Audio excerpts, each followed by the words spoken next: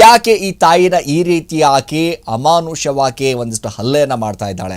ಮಗಳೇ ಒಂದಿಷ್ಟು ತಾಯಿಗೆ ಹಿಗ್ಗಾಮುಗ್ಗಾ ಥಳಿಸಿ ಅದರ ಜೊತೆಗೆ ಚಪ್ಪಲಿಯಿಂದ ಹೊಡೆದ ವಿಡಿಯೋ ಸಾಮಾಜಿಕ ಜಾಲತಾಣದಲ್ಲಿ ಸಿಕ್ಕಾಪಟ್ಟೆ ವೈರಲ್ ಆಗ್ತಾ ಇದೆ. ಮಗಳ ವರ್ತನೆ ಬಗ್ಗೆ ಪದೇ ಪದೇ ದೂರನ್ನು ನೀಡಲು ತಾಯಿ ಪೊಲೀಸ್ ಠಾಣೆಗೆ ಹಾಗೆ ಪಂಚಾಯಿತಿ ಕಚೇರಿಗೆ ಹೋಗ್ತಾ ಇದ್ದ. ಕುಟುಂಬದ ಕಲಹದ ವೇಳೆ ನೀನು ನನ್ನ ಮಗಳೇ ಅಲ್ಲ ಅಂತ ತಾಯಿಯು ಕೂಡ ಹೇಳ್ಕೊಂಡಿದ್ದಾಳೆ. ತಂದೆ ತಾಯಿಗೆ ಮರ್ಯಾದೆನೆ ಕೊಡೋದಿಲ್ಲ, ಅದರ ಜೊತೆಗೆ ತಾಯಿಗೆ ಹಿಂಗಬೇಕಾದಂಗೆ ಬಾಯಿಗೆ ಬಂದ ಹಾಗೆ ಮಾತನಾಡೋದು, ಈ ರೀತಿಯಾದಂಥ ಸಮಾಜದಲ್ಲಿ ನಾವು ಬದುಕ್ತಾ ಇದ್ದೀವಲ್ಲ. ಇಂಥ ಪರಿಸ್ಥಿತಿ ನೋಡಿ, ನಾವು ಹೆತ್ತಿದ ಕರ್ಮಕ್ಕೆ, ನಾವು ಮಾಡಿದ ಪಾಪಗಳಿಗೆ ಈಗ ಕರ್ಮ ಅನುಭವಿಸ್ತಾ ಇದ್ದೀವಿ ಅಂತ ಅದೆಷ್ಟೋ ತಂದೆ ತಾಯಿಗಳು ಮನಸ್ಸಿನ ಒಳಗನೆ ಕರಗ್ತಾ ಇದ್ದಾರೆ, ಕೊರಗಿ ಸಾಯ್ತಾ ಇದ್ದಾರೆ. ಅಷ್ಟರ ಮಟ್ಟಿಗೆ ಪರಿಸ್ಥಿತಿ ಹೆಂಗಾಗೋಗ್ಬಿಟ್ಟಿದೆ. ಹಲೋ ನಮಸ್ಕಾರ, ರೆಬೆಲ್ ಟಿವಿಯ ವಿಶೇಷ ಕಾರ್ಯಕ್ರಮಕ್ಕೆ ಸ್ವಾಗತ. ನಾನು ಸಿರಾಜ್ ಪಾಲಿಕಾರ್. ಈ ವಿಡಿಯೋವನ್ನ ಗಮನಿಸ್ತಿರ್ತೀರಾ, ಸಾಮಾಜಿಕ ಜಾಲತಾಣದಲ್ಲಿ ಸಿಕ್ಕಾಪಟ್ಟೆ ವೈರಲ್ ಆಗ್ತಾ ಇದೆ. ಅದರ ಜೊತೆಗೆ ಯಾರು ಏನ್ ಕತೆ ಅಂತ ಗಮನಿಸ್ತಾ ಹೋದಾಗ ಏನಾಯಿತು ಇದರ ಹಿಂದೆ, ಯಾಕೆ ಈ ತಾಯಿನ ಈ ರೀತಿ ಆಕೆ ಅಮಾನುಷವಾಗಿ ಹಲ್ಲೆಯನ್ನ ಮಾಡ್ತಾ ಇದ್ದಾಳೆ ನೋಡಿ. ಮಗಳು ಒಂದು ರೀತಿಯಾಗಿ ಗಮನಿಸ್ತಾ ಹೋದರೆ ಮಂಗಳೂರು ನಗರದ ಕಾವೂರು ಪೊಲೀಸ್ ಠಾಣಾ ವ್ಯಾಪ್ತಿಯ ಮೂಡುಶೆಡ್ಡೆ ಗ್ರಾಮ ಪಂಚಾಯಿತಿ ಆವರಣದಲ್ಲಿ ಮಗಳೇ ತಾಯಿಗೆ ಹಿಗ್ಗಾಮುಗ್ಗಾ ಥಳಿಸಿ ಅದರ ಜೊತೆಗೆ ಚಪ್ಪಲಿಯಿಂದ ಹೊಡೆದ ವಿಡಿಯೋ ಸಾಮಾಜಿಕ ಜಾಲತಾಣದಲ್ಲಿ ಸಿಕ್ಕಾಪಟ್ಟೆ ವೈರಲ್ ಆಗ್ತಾ ಇದೆ. ಯಾಕೆ ಏನು ಅಂತ ಗಮನಿಸ್ತಾ ಹೋದಾಗ ನೋಡಿ, ಈಗ ಮಗಳ ವರ್ತನೆ ಬಗ್ಗೆ ಪದೇ ಪದೇ ದೂರನ್ನು ನೀಡಲು ತಾಯಿ ಪೊಲೀಸ್ ಠಾಣೆಗೆ ಹಾಗೆ ಪಂಚಾಯಿತಿ ಕಚೇರಿಗೆ ಹೋಗ್ತಾ ಇದ್ಲು. ಉತ್ತರ ಕರ್ನಾಟಕ ಮೂಲದವರು ಈ ತಾಯಿ ಮಗಳು ನಡುವೆ ಈ ಹಿಂದೆ ಹಲವು ಬಾರಿ ಜಗಳ ಕೂಡ ನಡೆದೋಗ್ಬಿಟ್ಟಿದೆ. ಕೆಲ ದಿನಗಳಿಂದ ಹಿಂದೆ ಒಂದು ಕಡೆ ಗಮನಿಸ್ತಾ ಹೋದರೆ 112ಗೆ ಕಂಟ್ರೋಲ್ ರೂಮ್ಗೆ ಕರೆ ಮಾಡಿ ಮಾಹಿತಿ ಕೂಡ ಕೊಟ್ಟಿರ್ತಾರೆ. ಕುಟುಂಬದ ಕಲಹದ ವೇಳೆ ನೀನು ನನ್ನ ಮಗಳೇ ಅಲ್ಲ ಅಂತ ತಾಯಿಯು ಕೂಡ ಹೇಳ್ಕೊಂಡಿದ್ದಾಳೆ. ಅಲ್ಲದೆ ತಾಯಿ ತನ್ನ ವಂಶ ವೃಕ್ಷದ ದಾಖಲೆಗಳಲ್ಲಿ ಮಗಳ ಹೆಸರನ್ನ ತೆಗೆದು ಹಾಕುವಂತ ಪಂಚಾಯತಿಗೆ ಪದೇ ಪದೇ ಮನವಿಯನ್ನು ಸಲ್ಲಿಸ್ತಾ ಇದ್ರು ಅಂತ ಹೇಳ್ತಾ ಇದ್ರೆ, ಇದರಿಂದಾಗಿ ಇಬ್ಬರ ನಡುವೆ ಹಲವು ಬಾರಿ ಗಲಾಟೆಯೂ ಕೂಡ ನಡೆದೋಗ್ಬಿಟ್ಟಿದೆ ಅನ್ನೋವಂಥ ಮಾಹಿತಿ 3 ದಿನದ ಹಿಂದೆ ನಡೆದಿರುವಂಥ ಒಂದು ಘಟನೆ ಇದೀಗ ಸದ್ಯ ಸಾಮಾಜಿಕ ಜಾಲತಾಣದಲ್ಲಿ ವೈರಲ್ ಆಗ್ತಾ ಇದೆ.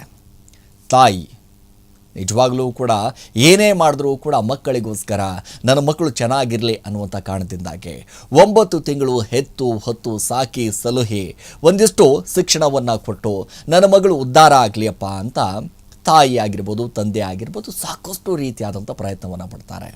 ಆದರೆ ಇದೀಗ ಇತ್ತೀಚೆಗೆ ಹೆಂಗಾಗೋಗ್ಬಿಟ್ಟಿದೆ ಅಂತಂದರೆ, ತಂದೆ ತಾಯಿ ಮೇಲೆ ಹಲ್ಲೆ ಮಾಡೋದು, ತಂದೆ ತಾಯಿಗೆ ಮರ್ಯಾದೆನೆ ಕೊಡೋದಿಲ್ಲ, ಅದರ ಜೊತೆಗೆ ತಾಯಿಗೆ ಹಿಂಗಬೇಕಾದಂಗೆ ಬಾಯಿಗೆ ಬಂದ ಹಾಗೆ ಮಾತನಾಡೋದು, ಅದೇ ಸಾರ್ವಜನಿಕ ವಲಯದಲ್ಲೇ ಸಾರ್ವಜನಿಕರ ಮುಂದೆನೇ ಚಪ್ಪಲಿಯಿಂದ ಹೊಡೆಯೋದು, ಈ ರೀತಿಯಾದಂಥ ಘಟನೆಗಳು ಇತ್ತೀಚಿನ ದಿನಗಳಲ್ಲಿ ಸಿಕ್ಕಾಪಟ್ಟೆ ಜಾಸ್ತಿ ಆಗೋಗ್ಬಿಟ್ಟಿದೆ. ಅದರ ಜೊತೆಗೆ ಸಾಕಷ್ಟು ವೃದ್ಧಾಶ್ರಮಕ್ಕೆ ತಂದೆ ತಾಯಿಯನ್ನು ಅಲ್ಲಿ ಹೋಗಿ ಬಿಟ್ಬಿಡೋದು, ಹೆಂಡತಿ ಮಾತು ಕೇಳಿ ಗಂಡನ ಮಾತು ಕೇಳಿ ಹೆಂಡತಿ, ಒಂದು ರೀತಿಯಾಗಿ ಅಂತಂದರೆ ಈ ರೀತಿಯಾದಂಥ ಸಮಾಜದಲ್ಲಿ ನಾವು ಬದುಕ್ತಾ ಇದ್ದೀವಲ್ಲ. ಇಂಥ ಪರಿಸ್ಥಿತಿ ನೋಡಿ, ಮಗಳು ಈ ರೀತಿಯಾಗಿ ಅಮಾನುಷವಾಗಿ ಆ ವಿಡಿಯೋ ಗಮನಿಸ್ತಾ ಹೋದರೆ ನಿಜವಾಗ್ಲೂ ಕೂಡ ಇವಳು ಮಗಳ ಅಥವಾ ರಾಕ್ಷಸಿನ ಅನ್ನುವಂಥ ಪ್ರಶ್ನೆ ಸಹಜವಾಗಿ ಹುಟ್ಟುತ್ತೆ. ಅಷ್ಟರ ಮಟ್ಟಿಗೆ ಕೋಪ ಬರುತ್ತೆ. ಉತ್ತರ ಕರ್ನಾಟಕ ಮೂಲದವರು ಸಾಕಷ್ಟು ದಿನಗಳಿಂದ ಈ ತಾಯಿಯ ಒಂದು ಕಡೆ ಜಗಳ ನಡೀತಾ ಇರುತ್ತೆ, ವೈಯಕ್ತಿಕವಾಗಿ ಜಗಳ ಆಗ್ತಾ ಇರುತ್ತೆ. ತಂದೆ ತಾಯಿ ಅಂತಂದಾಗ, ಮಕ್ಕಳ ಅಂತಂದಾಗ ಮಾತು ಬರುತ್ತೆ ಹೋಗುತ್ತೆ, ಅದನ್ನೇ ಒಂದು ಕಡೆ ಮುಂದುವರಿಸ್ಕೊಂಡು ಹೋಗೋದಿದೆಯಲ್ಲ, ಅದು ಎಷ್ಟರ ಮಟ್ಟಿಗೆ ಸರಿ ರೀ? ವಂಶ ವೃಕ್ಷದ ದಾಖಲೆಗಳಲ್ಲಿ ಮಗಳ ಹೆಸರನ್ನು ತೆಗೆದು ಹಾಕಬೇಕು ಅಂತ ಪಂಚಾಯಿತಿಗೆ ಪದೇ ಪದೇ ಮನವಿಯನ್ನು ಸಲ್ಲಿಸ್ತಾ ಇದ್ರು ತಾಯಿ. ಯಾಕೆ ಅಂತಂದರೆ, ತಾಯಿಗೆ ಕಿರುಕುಳವನ್ನು ಕೊಡ್ತಾ ಇರುವಂಥ ಮಗಳು ನನಗೆ ಯಾವುದೇ ಕಾರಣಕ್ಕೂ ನೀನು ನನ್ನ ಮಗಳೇ ಅಲ್ಲ, ನೀನು ನನ್ನ ಹೊಟ್ಟೆಯಲ್ಲಿ ಹುಟ್ಟೇ ಇಲ್ಲ ಅನ್ನುವಂಥ ರೀತಿಯಾಗಿ, ಅಂದರೆ ಅಷ್ಟರ ಮಟ್ಟಿಗೆ ತಾಯಿ ರೋಷ ಹೋಗಿಬಿಟ್ಟಿರ್ತಾಳೆ ಮಗಳ ಮೇಲೆ. ಒಂದು ಕಡೆ ವಿದ್ಯಾವಂತೆ ಅಂತ ಅನಿಸುತ್ತೆ ಮಗಳು ಕೂಡ, ಯಾಕಂದರೆ ಮಗಳ ಮೇಲೆ ಈ ರೀತಿಯಾಗಿ ತಾಯಿ ಮೇಲೆ ಹಲ್ಲೆ ಮಾಡ್ತಾ ಇರುವಂಥದ್ದು ಗಮನಿಸ್ತಾ ಹೋದರೆ ನಿಜವಾಗ್ಲೂ ಕೂಡ ಸಮಾಜ ಎಲ್ಲಿ ಹೋಗ್ತಾ ಇದೆ ಸ್ವಾಮಿ? ಎಷ್ಟೋ ಇದೇ ಮಕ್ಕಳು ಆಗಬೇಕು ಅಂತ ತಾಯಿ ತಂದೆ ಎಲ್ಲರೂ ಕೂಡ ಹರಕೆ ಹೊತ್ತಾರೆ.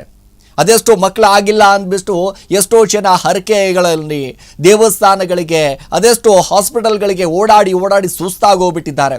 ಅಟ್ಲೀಸ್ಟ್ ನನಗೆ ಮಗುವಾದರೂ ಕರುಣಿಸು ತಂದೆ ಅಂತ ದೇವ್ರ ಹತ್ರ ಈಗ ಏನೇನೋ ವ್ಯವಸ್ಥೆಗಳನ್ನು ಮಾಡ್ತಾರೆ. ಅದ್ರ ಜೊತೆಗೆ ಹೋಮ ಹವನ, ಡಾಕ್ಟರ್ಗಳಿಗೆ ಎಲ್ಲವೂ ಕೂಡ ಅಟೆಂಡ್ ಆಗ್ತಾರೆ, ಹೋಗ್ತಾರೆ, ಬರ್ತಾರೆ.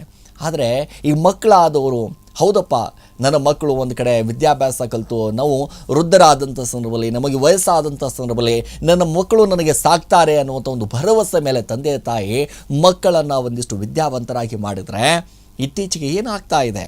ಯಾವ ಮಕ್ಕಳು ಇದೀಗ ತಾಯಿ ತಂದೆಯನ್ನು ಸಾಕ್ತಾ ಇದ್ದಾರೆ ಸ್ವಾಮಿ? ಯಾವ ತಂದೆ ತಾಯಿಗೆ ಒಂದಿಷ್ಟು ಹೌದಪ್ಪ ಇವರು ನಮ್ಮ ತಂದೆ ತಾಯಿ, ನಾವು ಚಿಕ್ಕವರಿದ್ದಾಗ ಸಿಕ್ಕಾಪಟ್ಟೆ ಕಷ್ಟಪಟ್ಟಿದ್ದಾರೆ, ನನಗೆ ಒಳಿತನ್ನು ಬಯಸಿದ್ದಾರೆ, ನನ್ನ ಜೀವನವನ್ನು ರೂಪಿಸಿದ್ದಾರೆ ಅಂತ ಅದೆಷ್ಟೋ ಗಂಡಾಗಿರ್ಬೋದು, ಹೆಣ್ಣಾಗಿರ್ಬೋದು, ಯುವಕ ಆಗಿರ್ಬೋದು, ಯುವತಿ ಆಗಿರ್ಬೋದು, ಈಗ ತಾಯಿ ತಂದೆ ಬಗ್ಗೆ ಕಾಳಜಿಯನ್ನು ವಹಿಸ್ಕೊಳ್ತಾ ಇದ್ದೀನ್ರಿ? ಸಾಧ್ಯವೇ ಇಲ್ಲ. ಅಷ್ಟರ ಮಟ್ಟಿಗೆ ನಿರ್ಲಕ್ಷ್ಯವನ್ನು ವಹಿಸ್ತಾ ಇದ್ದಾರೆ. ತಂದೆ ತಾಯಿ ಅಂತಂದರೆ ಇದೀಗ ಇತ್ತೀಚೆಗೆ ಅಲರ್ಜಿ ಆಗೋಗ್ಬಿಟ್ಟಿದೆ. ಏನಪ್ಪ ಪದೇ ಪದೇ ನಮ್ಮನ್ನು ಕಾಡುವಂಥ ಕೆಲಸ ಮಾಡ್ತಾರೆ, ಪದೇ ಪದೇ ಒಂದಿಷ್ಟು ಹೀಯಾಳಿಸುವಂಥ ಕೆಲಸ ಮಾಡ್ತಾರೆ, ಒಂದಿಷ್ಟು ಕೆಲಸ ಮಾಡಿಸುವಂತಾರೆ, ಹಂಗೆ ಮಾಡ್ತಾರೆ ಹಿಂಗೆ ಮಾಡ್ತಾರೆ ಅಂತ ಇತ್ತೀಚಿನ ಯುವಕರ ಒಂದಿಷ್ಟು ಜನ್ರೇಷನ್ನ ಯುವಕ ಯುವತಿಯರ ಪರಿಸ್ಥಿತಿ ಇದು. ಸೊ ಏನಾದರೂ ಕೇಳಕ್ಕೆ ಹೋದರೆ ಒಂದು ಕಡೆ ಸುಸೈಡ್ ಮಾಡ್ಕೊಡ್ತೀನಿ ಅಂತ ಒಂದಿಷ್ಟು ಭಯ ಪಡಿಸೋದು, ಅಥವಾ ಮನೆ ಬಿಟ್ಟು ಹೋಗ್ಬಿಡ್ತೀನಿ ಅಂತ ಭಯ ಪಡಿಸೋದು, ಅದ್ರ ಜೊತೆಗೆ ಏನಾದರೂ ಮಾಡ್ಕೊಂಡ್ಬಿಟ್ರು ಅನ್ನುವಂಥ ಕಾರಣದಿಂದಾಗಿ ತಂದೆ ತಾಯಿಯೂ ಕೂಡ ಇರಲಪ್ಪ ನೀವು ಹೇಳ್ದಂಗೆ ನಾವು ಕೂಡ ಕೇಳಿಬಿಡ್ತೀವಿ, ನಾವು ದೊಡ್ಡವರಲ್ಲ ನೀವೇ ದೊಡ್ಡವರು ಅಂತ ಅಷ್ಟರ ಮಟ್ಟಿಗೆ ಪರಿಸ್ಥಿತಿ ನಿರ್ಮಾಣ ಆಗೋಗ್ಬಿಟ್ಟಿದೆ.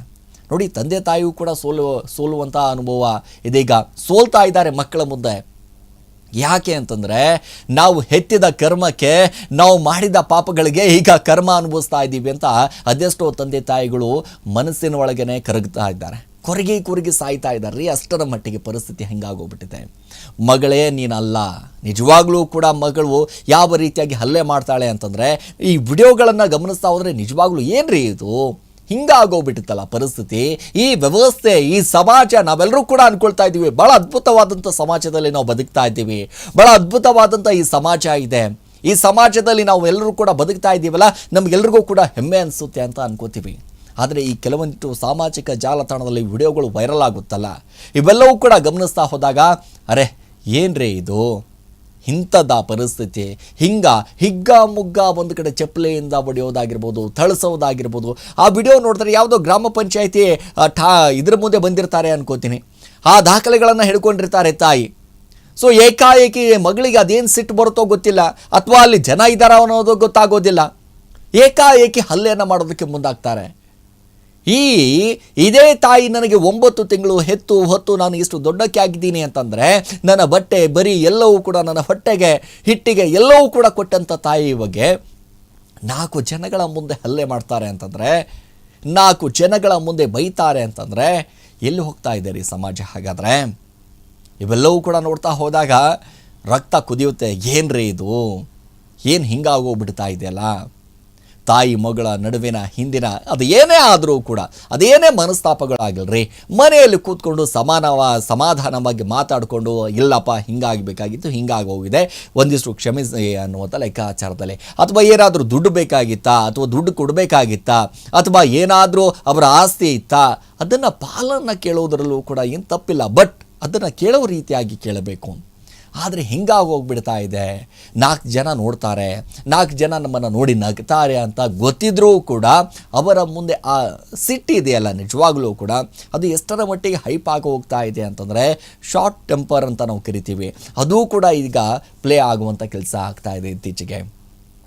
ನೋಡಿ, ಈ ವಿಡಿಯೋವನ್ನು ನೋಡಿಬಿಟ್ಟು ಸಾಕಷ್ಟು ಜನ ಪರ ವಿರೋಧ ಒಂದಿಷ್ಟು ಮಾತಾಡುವಂಥ ಕೆಲಸ, ಇಂಥ ಮಕ್ಕಳು ಒಂದಿಷ್ಟು ಹುಟ್ಟೋಕ್ಕಿಂತ ಮುಂಚೆನೇ ಅವರನ್ನು ಸಾಯಿಸಿದ್ರೆ ಚೆನ್ನಾಗಿರ್ತಿತ್ತು ಅನ್ನುವಂಥ ಲೆಕ್ಕಾಚಾರದಲ್ಲಿ ಮಾತಾಡ್ತಾರೆ. ಮತ್ತೊಂದು ಕಡೆ ನನ್ನ ಮಗಳು ಹಿಂಗಾಗಿ ಎಷ್ಟು ದೊಡ್ಡಕ್ಕೆ ಆಗಿ ಈ ರೀತಿಯಾಗಿ ನಮಗೆ ಅವಮಾನ ಮಾಡ್ತಾಳೆ, ಈ ರೀತಿಯಾಗಿ ನಮಗೆ ಹಲ್ಲೆ ಮಾಡ್ತಾಳೆ ಅಂತಂದರೆ ಇವಳು ಮಗಳು ನನಗೆ ಬೇಡವೇ ಬೇಡ ಅಂತಿರ್ತಾರೆ. ಸೊ ಆ ರೀತಿಯಾದಂಥ ಪರಿಸ್ಥಿತಿ ಇದೆ ರೀ, ಏನು ಮಾಡೋಕ್ಕಾಗೋದಿಲ್ಲ. ಅದೇನು ಕತ್ತಿನೋ ಏನು. ಸೊ ಈ ವಿಚಾರದಲ್ಲೂ ಕೂಡ ಒಂದಿಷ್ಟು ಮಹಿಳಾ ಆಯೋಗ ಒಂದಿಷ್ಟು ಬಂದು ನೋಡಿ ಏನಾಗ್ತಾ ಇದೆ, ಆ ತಾಯಿಗೆ ಏನು ಅನ್ಯಾಯ ಆಗಿದೆ, ಆ ಮಗಳಿಗೆ ಏನು ಅನ್ಯಾಯ ಆಗಿದೆ, ಈ ಮಗಳು ಯಾಕೆ ಈ ರೀತಿಯಾಗಿ ವರ್ತನೆ ಮಾಡ್ತಾ ಇದ್ದಾರೆ, ಈ ಮಗಳ ಹಿಂದೆ ಏನಾದರೂ ಒಂದಿಷ್ಟು ಸ್ಟೋರಿ ಇದೆಯಾ, ಅಥವಾ ತಾಯಿ ಯಾಕೆ ಈ ರೀತಿಯಾಗಿ ಇವರು ಹಲ್ಲೆ ಮಾಡ್ತಾ ಇದ್ದಾರೆ, ಇದೆಲ್ಲವೂ ಕೂಡ ಒಂದಿಷ್ಟು ಪರಿಶೀಲನೆ ಮಾಡಿ ಪೊಲೀಸ್ ಅಧಿಕಾರಿಗಳು ಕೂಡ ಒಂದಿಷ್ಟು ಅವರಿಗೆ ಎಚ್ಚರಿಕೆ ಕೊಡುವಂಥ ಕೆಲಸವನ್ನು ಮಾಡಬೇಕಾಗಿದೆ ಅಂತ ಹೇಳ್ತಾ ಈ ಕಾರ್ಯಕ್ರಮ ಮುಗಿಸ್ತಾ ಇದ್ದೀನಿ. ಇದಾಗಿತ್ತು ಇವತ್ತಿನ ವಿಶೇಷ. ನಿರಂತರ ಸುದ್ದಿಗೆ ನೋಡ್ತಾ ಇರಿ ರೆಬಲ್ ಟಿವಿ.